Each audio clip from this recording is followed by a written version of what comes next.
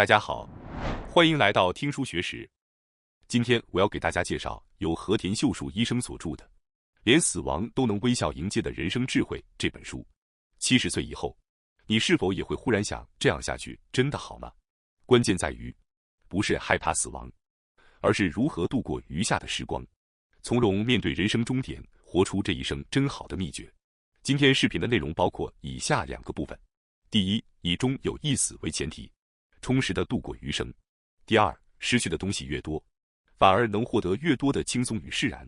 第三，哪怕只是微小的火焰，若能快乐地燃尽，便是幸福；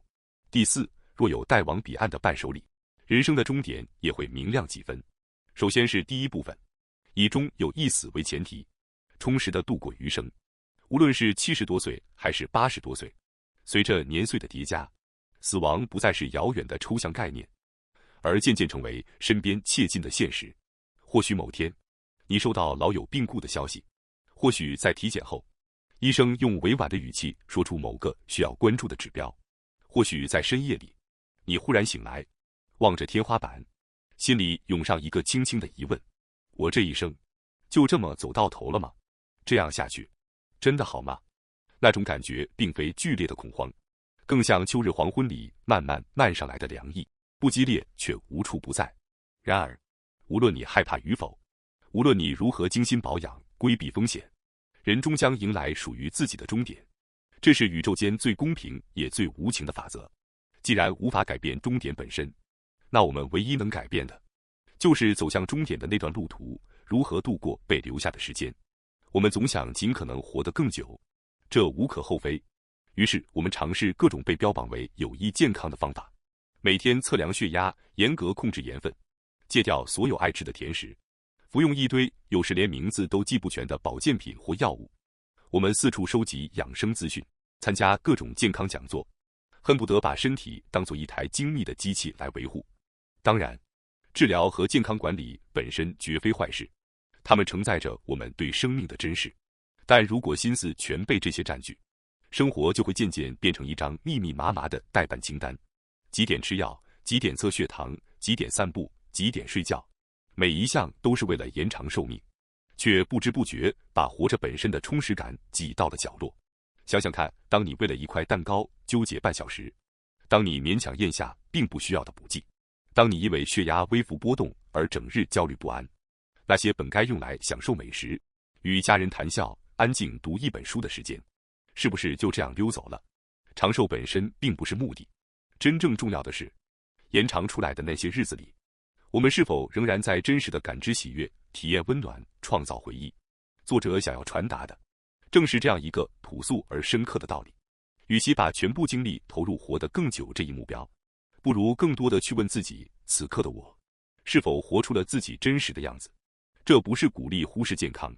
而是提醒我们，健康只是工具，不是终点，活着本身才是舞台。不要为了布置舞台而忘了演出。那么，为什么我们会对不可避免的死亡怀有如此深的恐惧？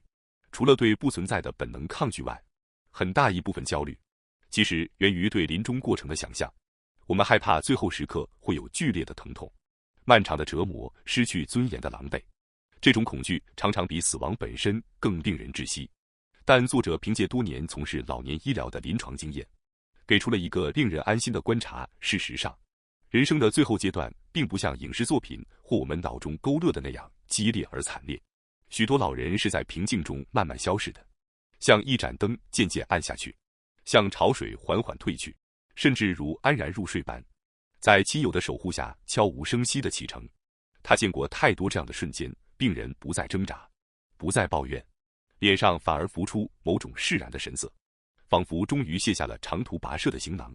更令人触动的是，作者特别指出，那些在自己的节奏里度过一生，不曾过度压抑自我，也不曾为他人的眼光活得太累的人，往往能在最后的日子里散发出一种罕见的安然，接纳即将到来的告别，因为他们内心已经完成了一场漫长的和解，与自己的选择和解，与过往的遗憾和解，也与生命的有限性和解。终有一死，当我们真正把这句话放进心里，不是作为恐惧的来源，而是作为清醒的前提，我们便会自然而然地重新审视每一天的价值。既然时间是有限的货币，我们就更该把它花在真正值得的地方。我们或许无法完全避开死亡，但至少可以努力减少那种当初要是那样做就好了的悔恨。许多遗憾并非来自做错了什么，而是来自想做却一直没有去做。那些被搁置的旅行，被推迟的探望，被拖延的告白，被压抑的热爱，他们才是偷走人生满足感的真正窃贼。他只是在轻声邀请我们换一个角度，既然死是必然，那不如在那一天到来之前，尽量让人生变得丰饶、饱满、有趣，以至于当中木降临时，我们甚至能带着一丝好奇，这一生我也好好活过，接下来又会是怎样的旅程呢？这不是逃避，而是超越，超越对终点的执念，回归对过程的深情。所以，与其把大把心力耗费在如何不死的焦灼里，不如把注意力轻轻拨转，去问自己3个更温柔的问题：今天，我想怎么过？今天，我想品味什么？今天，我想和谁一起笑？这些问题的答案，只需要让你自己心里微微一暖。也许是煮一壶爱喝的茶，也许是给远方的孩子打一通电话，也许只是在黄昏里慢慢散步，看云彩变换颜色。把意识转向这些具体而微小的当下，你会发现，恐惧的阴影正在被一点一点照亮。接下来是第2部分，失去的东西越多，反而能获得越多的轻松与释然。进入晚年，很多人会渐渐感到，生活中失去的东西似乎比得到的更多。朋友的离世，至亲的告别，一张张熟悉的面孔从身边消失，体力不再像从前那样充沛，走一段路便觉得腿脚沉重。记忆力也大不如前，有时明明想说的话，到了嘴边却怎么也想不起来。这样想来，衰老的确是一件寂寥的事，仿佛冬天来临，树木一片片落叶，枝头日渐空荡。然而，作者却提醒我们换一个视角来看失去的同时，或许也有某些东西悄然泄露。年轻时的我们，总被各种期待和压力包围，要在职场上胜过别人，要在亲友面前维持体面，要在每一个角色里尽善尽美。那时的心像是被许多绳索拉扯着，一刻不得松懈。但上了年纪后，这一切渐渐变得不再那么重要了。不必再与旁人攀比谁的成就更高，不必再为一次输赢耿耿于怀，不必再勉强自己去参加那些消耗心力的应酬，也不必再背负别人对你过高的期待。你可以坦然地拒绝，可以平静地说我不太想去了，可以不再为了面子或人情而委屈自己。这样一想，衰老所带来的，其实不只有不便和失落，还有另一种珍贵的礼物——解放。那些年轻时紧紧攥着的东西，那些你在意了大半辈子的评价和眼光，到了这个年纪，终于可以学着慢慢松开手指，让它们随风而去。不要只盯着手中失去了什么，也请抬头看看肩膀上那些沉重的担子，是不是也轻了许多？这种能放下的自由，是只有走过漫长岁月后才能体会到的轻松。而阻碍我们抵达这种心境的最大敌人，或许恰恰是拼命抗拒衰老的那份执拗。我们太想留住一切，留住年轻时的体态，留住旺盛的精力，留住所有曾经的拥有。但越是抗拒，心就越紧，越是不甘，人就越累。重视健康固然是应该的，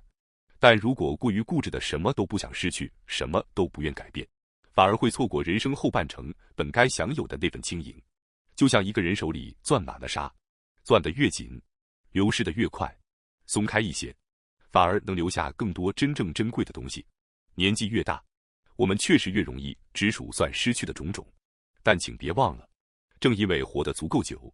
才能拥有一些年轻时无法获得的领悟。不再需要拼命奔跑，不再需要处处比较，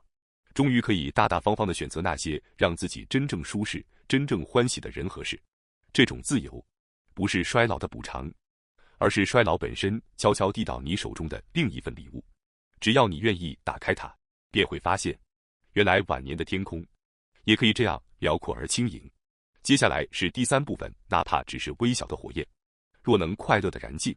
便是幸福。到了高龄，若已卧床不起，即使想做什么也难以如愿，就算有无论如何都想完成的事，有时也不得不放弃。但即便如此，人生未必只留下悔恨。若在健康时已尽力享受人生，那么到了最后阶段，也会觉得我已活得够好了，能做到的事都做了。因此，关键是在身体上能活动时，实际去享受自己想做的事。即使发现重病，不得不意识到时间有限，若有想尝试的事，就在力所能及的范围内去做。有喜欢或热衷的事，就尽量珍惜那段时光。作者倡导这样的活法。在绘画或小说世界里，有所谓绝笔画家或作家最后创作的作品，有些是未完成的，但作者并不认为那仅有遗憾，因为能专注于自己喜欢的事直到最后，本身就是幸福的时光。这并非只属于留下大作的人，即使没有显赫成就的人生也一样。几乎没有人能在完成一切后，满怀满足感地结束人生。每个人心中都有还想做更多，还想享受更多的念头。所以，重要的或许是以自己的节奏，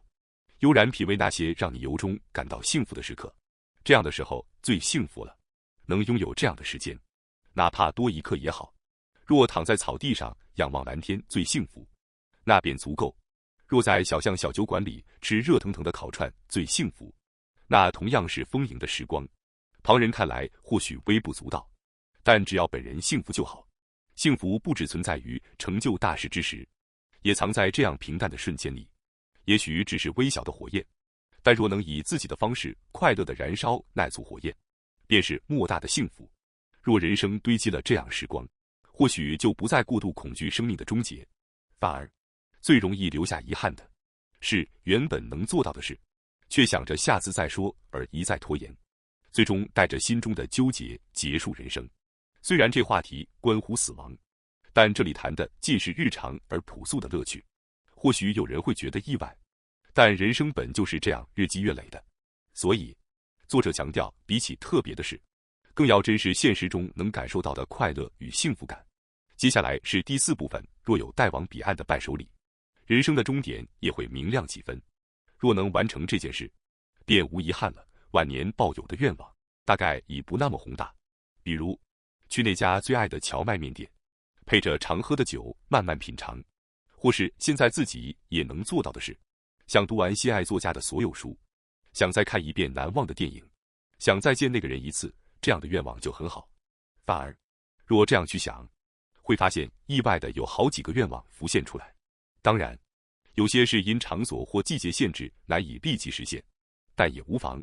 慢慢一个个去实现就好。每实现一个，就会感到又多了一个美好回忆。若能健康迎接下一年，又会多一个期待，从而涌起向前看的动力。作者提倡的就是这般积累小确幸，度过晚年。